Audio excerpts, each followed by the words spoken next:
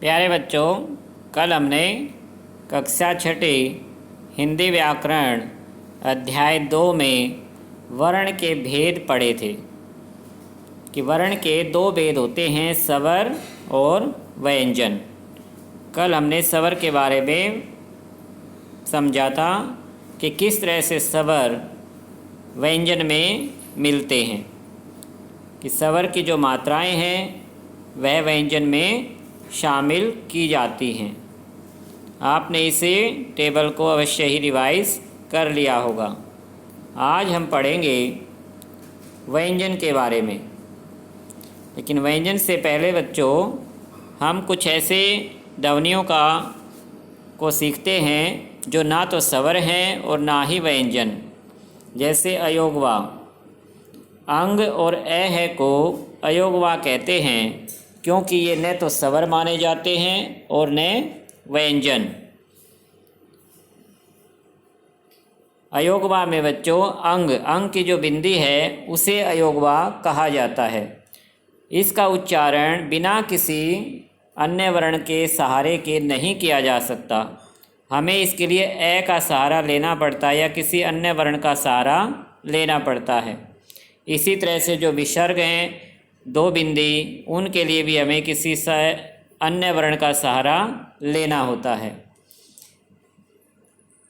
तो ए के ऊपर जो अंग की बिंदी है उसे अनुस्वार कहा जाता है, और ए के आगे जो 2 बिंदियां हैं उन्हें विसर्ग कहा जाता है। अनुस्वार, इसके उच्चारण में हवा केवल नाक से बाहर निकलती है।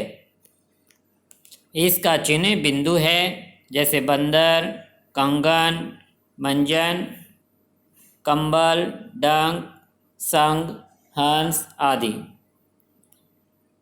अब एक और ध्वनि है बच्चों चंद्र बिंदु वाली, जिसे अनुनासिक कहा जाता है।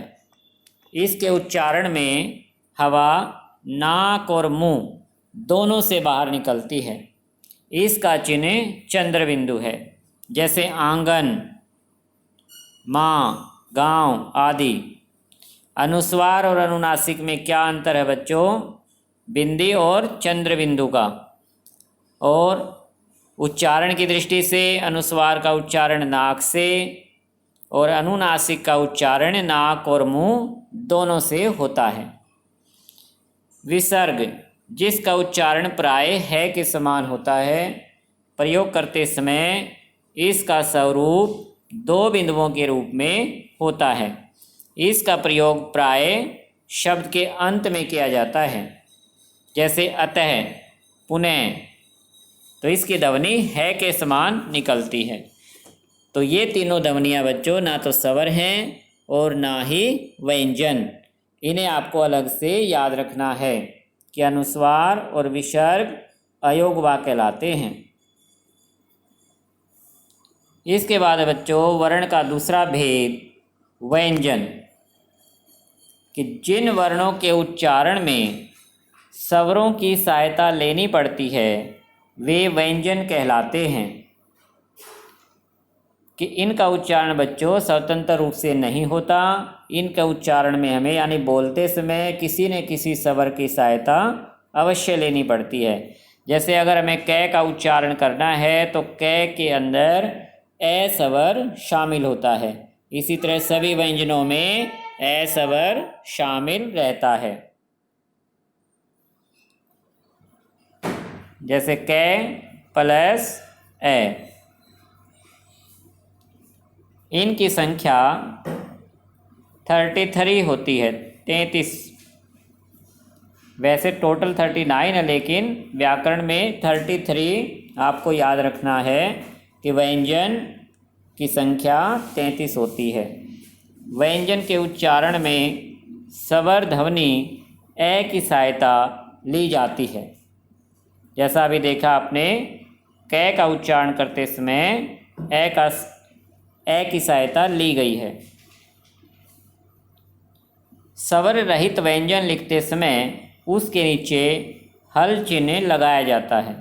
जैसे अगर हमें बिना स्वर के व्यंजन को लिखना है तो उसके नीचे क्या हम हम हलंत लगाते हैं तो उसे आधा व्यंजन कहा जाता है। अब ये जो व्यंजन है बच्चों, इनकी संख्या 33 याद रखनी है आपको एक तो, और कै से लेकर है तक, ये कै से लेकर है तक होते हैं। अब इनको 3 भेदों में मुख्य रूप से बांटा गया है कि व्यंजन के भेद। व्यंजन के आपको 3 भेद याद रखने हैं क्योंकि संयुक्त व्यंजन अलग से क्वेश्चन है।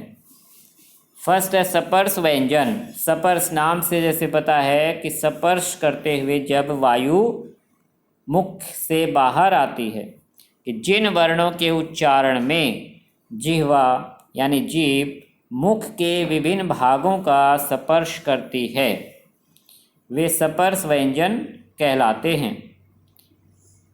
कै वर्ग में कै से लेकर पै वर्ग में मैं तक के वर्ण स्पर्श व्यंजन है। इसकी जगह आप याद रखना कि कै से मैं तक, कै से मैं तक स्पर्श व्यंजन होते हैं। सेकंड है अंतस्थ व्यंजन। कै से मैं तक स्पर्श व्यंजन, और उसके बाद है अंतस्थ व्यंजन। जिन वर्णों के उच्चारण में श्वास यानी कि हमारी सांस का अवरोध बहुत कम होता है, वे अंतस्थ व्यंजन कहलाते हैं। इनकी संख्या बच्चों 4 है। य, रे, ले, वे, ये 4 अंतस्थ व्यंजन है। ऊष्म व्यंजन। जिन वर्णों के उच्चारण में मुख से गर्म वायु निकलती है, ऊष्म का मतलब होता है ऊष्मा यानी गर्मी, कि मुख से गर्म वायु निकलती है, वे ऊष्म व्यंजन कहलाते हैं। इनकी संख्या भी 4 है। श, श, से और है। तो इस तरह से बच्चों 25 स्पर्श व्यंजन होते हैं, 4 अंतस्थ व्यंजन और 4 ऊष्म व्यंजन, कुल 33 व्यंजन होते हैं। इसके अलावा जो संयुक्त व्यंजन है वो अलग से आपको याद रखना। संयुक्त व्यंजन और द्वित्व व्यंजन, व्यंजन के भेद ना होकर अलग से व्यंजन के टाइप्स हैं। संयुक्त व्यंजन नाम से जैसे पता है संयुक्त करना यानी कि जोड़ देना, मिला देना, कि 2 वर्णों के योग से बनने वाले व्यंजन संयुक्त व्यंजन कहलाते हैं। व्यंजन का मतलब यहाँ वर्ण से भी है क्योंकि वर्ण का ही भेद व्यंजन है। तो 2 वर्णों के योग से या 2 व्यंजनों के योग से जो व्यंजन बने उन्हें क्या कहा गया? संयुक्त व्यंजन। जैसे कै प्लस श प्लस ए स्वर का सहारा लिया जाता है सभी व्यंजनों के उच्चारण में। तो इन कै और श को मिलाने से अक्षय व्यंजन का निर्माण होता है। तय और रे व्यंजन मिलाने से त्रय व्यंजन का निर्माण हुआ है। जय और य व्यंजन मिलाने से अज्ञेय व्यंजन बनता है। श और रे व्यंजन मिलाने से श्रय व्यंजन बना है। तो इस तरह से संयुक्त व्यंजन जो कि संख्या में 4 हैं, अक्षय, त्रय, अज्ञेय और श्रय, ये 4 हमारे संयुक्त व्यंजन होते हैं।